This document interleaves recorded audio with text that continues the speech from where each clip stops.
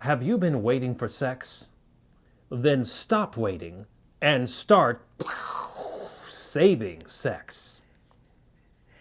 We're talking about the top 10 benefits of saving sex for marriage this week on Love Ed with Julie and Crazy MJ. Crazy MJ. If you're not sure you understand the difference between waiting for sex and saving sex, please check out last week's episode. And without further delay, as we share the top 10 benefits of saving sex for marriage, Jules, what's number 10? Number 10 is less risk. You don't have to worry about an unplanned pregnancy. Unless you're married. In the Bible, that marry, because they may be married. Okay, did I say STIs? I think I did. You don't have to worry about STIs. And you don't have to worry about giving yourself away sexually to someone who doesn't really care about you. And, you may think, well, that doesn't matter. Because, the whole premise behind today's hookup culture on the college campus, or even the friends with benefit idea that even younger teens are practicing, is that it's not really a big deal to give your body away. But Donna Freitas, who did not go to Scripture, but went to research, found for her book, Sex and the Soul, that the majority of college students in the hookup culture actually don't like it.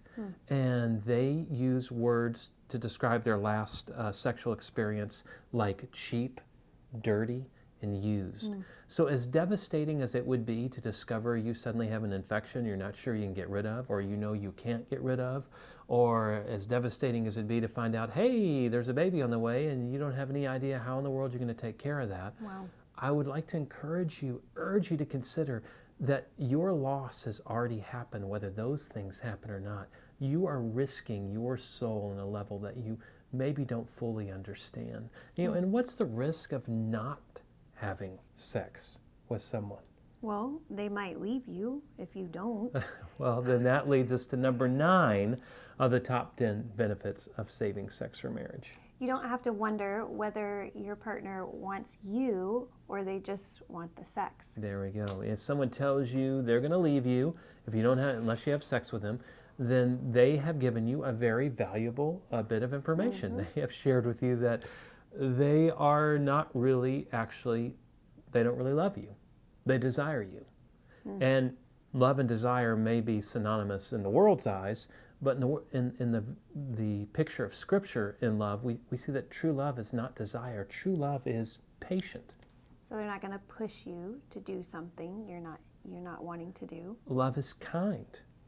Which means they're not demanding. Kindness isn't demanding and it isn't manipulative. Dude, and that totally describes how a lot of people get what they want sexually from somebody else. And that's the first two descriptors of love in 1 Corinthians 13, the famous love chapter. Love is patient. Love is kind. We could also mention that passage says love is not rude. It is not self-seeking. And if I'm trying to force myself on a girl, trying to get her to give me something that doesn't belong to me, I am being rude. I am being self-seeking. Love does not delight in evil, but rejoices with the truth. So if someone truly loves you, then sex should not be a deal breaker to the relationship. If they only desire you, then they'll pressure you to give them what it is that they want.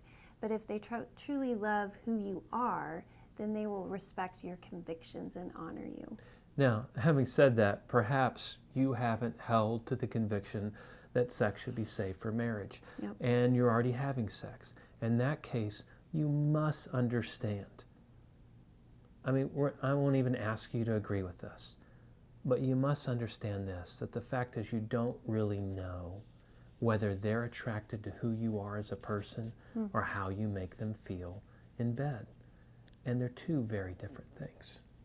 And in fact, you don't even know that for yourself about the other person. Oh. Explain as you would a child. We will next week on Love Ed with Julie and MJ.